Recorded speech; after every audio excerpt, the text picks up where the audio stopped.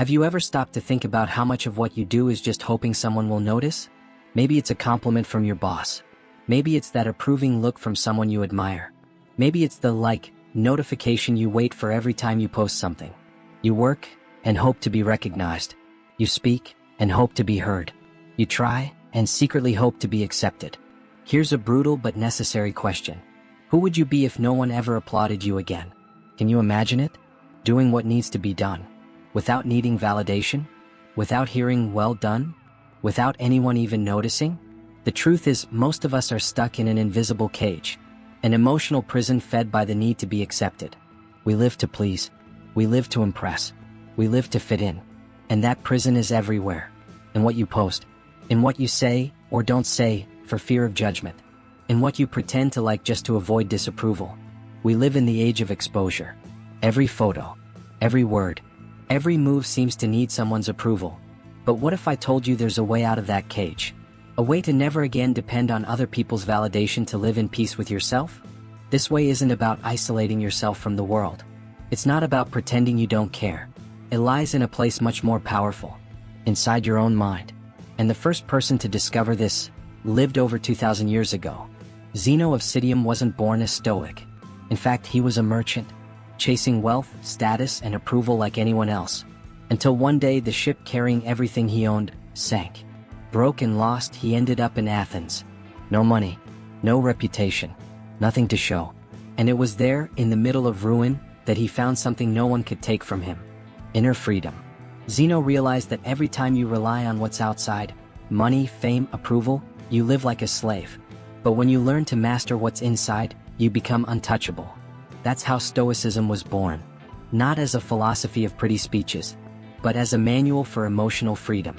Throughout history, men like Epictetus, a literal slave who even in chains taught that the real prison is mental.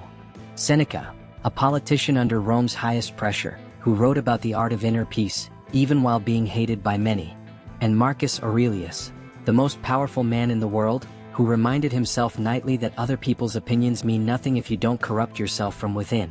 Stoicism survived generations, crossed centuries, and today, it reaches you as the key to finally freeing yourself from the need to be accepted. Have you noticed how the most confident people you know don't seem to need to prove anything to anyone? They speak with clarity, live with purpose, and stay on their path, even when no one is clapping. What they discovered, perhaps without realizing it, is what the Stoics called virtue. The only good that truly matters. Stoicism rests on 4 core virtues, and each one pulls you away from the need for approval. Keycap 1: Wisdom. Understanding that you can't control what others think, say, or feel about you. You can only control what you do, what you say, who you decide to be. Keycap 2: Courage. The courage to be yourself, even if it costs others approval. The courage to speak the truth, even if you're criticized. The courage to keep going, even when no one recognizes you. Keycap 3: Justice. Not treating others the way they treat you, but according to who you've chosen to be. No manipulation, no flattery, no bending to please just to feel accepted. Keycap 4: Temperance. The balance to resist the addiction to applause, validation, and the constant need to be seen. And at the center of all this is the dichotomy of control. You can't control what others think of you. You can't control whether they praise you. You can't control if they reject you. But you can control how you respond to it all. And when rejection comes, and it always does, you can apply a more fatty: love your fate. Accept the no. Accept the rejection. Accept the criticism. And use it all as fuel to grow stronger. The Stoic doesn't run from rejection. He looks at it and is grateful for the opportunity to train his inner freedom. You wake up, grab your phone, and there it is. A passive-aggressive comment. A veiled criticism. Someone deliberately ignoring you. And without realizing it, your mood is gone. You start crafting mental replies, rehearsing how to defend yourself, how to prove you're right. Now pause and imagine a different scene. You see the same comment, the same criticism, the same rejection, but this time something's changed. You feel no need to react. Why? Because you've trained the mental discipline that the Stoics practiced every day. Epictetus said, "It's not things that disturb us, but our thoughts about them." You can see criticism as an attack, or as an opportunity to practice self-control. You can see rejection as humiliation, or as training to become free. But this discipline requires daily practice. And it begins every time you notice you're acting to be approved rather than out of conviction. Next time you're about to post something, say something, or make a choice, ask yourself, am I doing this because I believe in it, or because I want to be accepted? If the answer is the second one, then you already know what to do. Pause, breathe, step back, choose differently. This is emotional minimalism. Letting go of the addiction to being seen, praised, and accepted all the time. Living well with less. Living well with yourself, even if no one notices. Because in the end, the greatest freedom is not being applauded. It's doing the right thing without needing an audience. Those who live to impress others live as slaves. Those who live to honor their principles live free. And with every small decision, you get to choose which of these two worlds you want to live in. From a young age, you were taught a lie that cost you dearly. You're only worth something when others say you are. That lie was reinforced in school, where being accepted by the group was everything. At work, when you started measuring your value by your boss's recognition. In relationships, when you began to suppress yourself to avoid losing someone. And of course on social media, where your self-esteem seems to rise and fall with every like, comment, or view. The truth? You became addicted to other people's approval and didn't even realize it. And what does that create? Anxiety. Constant fear of being rejected, forgotten, ignored. An invisible pressure that makes you live to please, even when it's destroying who you truly are. But Stoicism strikes directly at this emotional dependency. It makes you stop and ask, if no one ever praised me again, would I still do what I do? The Stoic understands that living for acceptance is not really living. It's surviving inside a mental prison. So he flips the logic. Instead of acting out of fear of rejection, he acts out of conviction. He says what needs to be said. He does what he believes is right. He chooses the path of truth, even if it cost him applause. And what happens when you live this way? You stop chasing others. You stop comparing yourself. You stop trading your peace for a moment of approval. You start to live, free from the weight of needing to please. And that freedom has no price. Have you ever felt that cold sting in your chest when you were ignored, rejected, or forgotten? That silent feeling of humiliation, like the world is whispering, you're not enough. Everyone's felt that. But is that pain even real? Or is it just an illusion created by your mind? Epictetus said the pain of rejection doesn't come from what someone else does, but from the meaning you give to what they did. When someone rejects you, the fact is simple. That person didn't recognize your value. But did your value vanish because they didn't see it? Of course not. What really hurts isn't the rejection itself. It's the thought that comes afterward. If they rejected me, I'm not good enough. If they ignored me, I must be worthless. But pay close attention. You don't control what others think, feel, or say about you. You don't control whether they applaud or turn their backs. What you do control, and always have, is what you do with that. You can give in to the urge to explain yourself, to prove something, to panic. Or you can do what the Stoics taught. Lead your emotions with reason. Feel what you need to feel. Yes, rejection hurts. But after feeling it, choose your next step with wisdom.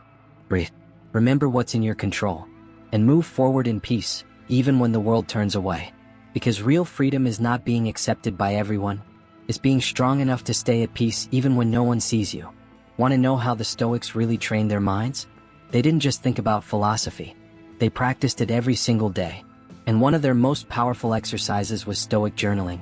Marcus Aurelius, even as the most powerful man on earth, wrote to himself as if he were the lowest of men. He used journaling to confront his deepest fears, weaknesses, and illusions. You can do the same. Every night, grab a notebook and write, what did I do today to seek approval instead of acting from conviction? What did I hold back from doing out of fear of rejection? Who would I be if no one ever recognized me for anything again? You'll start to see what's really controlling you, and that awareness will set you free. Another brutal training? Negative visualization. Close your eyes and imagine. You do your best. You give your talent. You give everything you have. And no one notices. No one praises. No one comments. No one applauds. Only you know what you did. Only you carry the truth of your effort. Can you feel the discomfort? Now, can you accept it? Can you move forward anyway? That's the training. And finally, Memento Mori. You will die. We all will. Even those whose opinions you fear so much. What they think of you today will vanish. The criticism, the praise, the judgment, all of it will disappear. The Stoic carries this reminder not as a shadow, but as liberation. Because when you understand that other people's opinions won't last, you stop living for them. And you start living for something that truly matters. Who you're becoming when no one is watching. You're not the first to face this battle. And you are definitely not alone. Epictetus was born with nothing. Literally nothing. He was a slave. Humiliated, controlled, ignored. He could have spent his life trying to please his masters, trying to be accepted, trying to gain some kind of recognition. But you know what he did? He turned his back on the need for approval. He understood that as long as he tried to please those who controlled him, he would never be free. So he stopped seeking it, and he began to work on the one place no one could imprison: his own mind. Seneca, surrounded by Rome's elite and the most powerful people of his time, experienced something similar. He knew that if he depended on the emperor's approval or the court's opinions, he was already lost. Seneca wrote about acting according to conscience, not other people's expectations, and he paid a high price for it. But he died free, loyal to what he believed in. Marcus Aurelius, even with all the power of Rome in his hands, wrote in secret, just for himself. He didn't write for the people. He didn't write to impress history. He wrote to remind himself every day that the applause of the crowd means nothing if you betray who you really are. And today, behind the scenes of real life, you see entrepreneurs building projects without knowing if anyone will support them. Athletes training in silence, far from the spotlight. Artists creating without any guarantee they'll ever be recognized. These are the people who keep moving forward even without an audience. They don't live to be seen. They live to do what must be done. And that's exactly what makes them free. After everything you've heard so far, there's a real risk. The risk of misunderstanding Stoicism completely. Because it's easy to wear Stoicism as a mask to avoid your emotions. It's easy to say, I don't care about anyone. Nothing affects me. I'm cold. I'm stoic. But let me tell you a harsh truth. That's not Stoicism. That's escape. A true Stoic doesn't close off his heart. He feels. He cares. He loves. He suffers. But he doesn't let any of that control him. Being Stoic is not isolating yourself. It's not turning to stone. It's not avoiding emotion. It's acting with virtue even when it hurts. It's being just even when no one treats you with justice. It's speaking the truth even when silence would be more comfortable. It's offering your hand even when you don't need it to be accepted. The Stoics didn't hide from the world. They faced it with courage and clarity, without needing anyone's approval, but without abandoning what was right. Because true strength is not about being cold or indifferent. It's about staying human to the very end, without trading your peace to please anyone. So don't run away. Don't shut down. Don't use this philosophy as an excuse to stop feeling. Use it as a path to live with presence, purpose, and real freedom. You made it this far. But a true Stoic doesn't stop at theory. He proves his freedom in practice, every single day. Now it's your turn. I want to give you 3 challenges. They seem simple, but they'll show you just how much you still depend on others' approval. Keycap 1: the silence challenge. Spend 1 whole day without trying to please anyone. Don't try to look better than you are. Don't justify your actions just to be accepted. Don't seek approval through looks, words, or gestures. Pay attention to how you react when you're ignored, misunderstood, or underestimated. Resist the urge to explain yourself. Let the silence reveal who's really in control, you or your fear of not being accepted. Keycap 2: the detachment challenge. Create something today. Write a text, post a photo, share an idea, but do it without checking the results. Don't look for likes, comments, or applause. Just share it, turn around, and move on.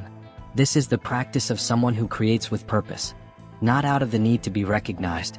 Keycap 3: the forgiveness challenge. Choose someone who ignored you, rejected you, or looked down on you. You don't need to talk to them. You don't have to reopen wounds. But free yourself internally. Let it go. Release the weight you've been carrying trying to prove you deserved something from them. You don't need that to be at peace anymore.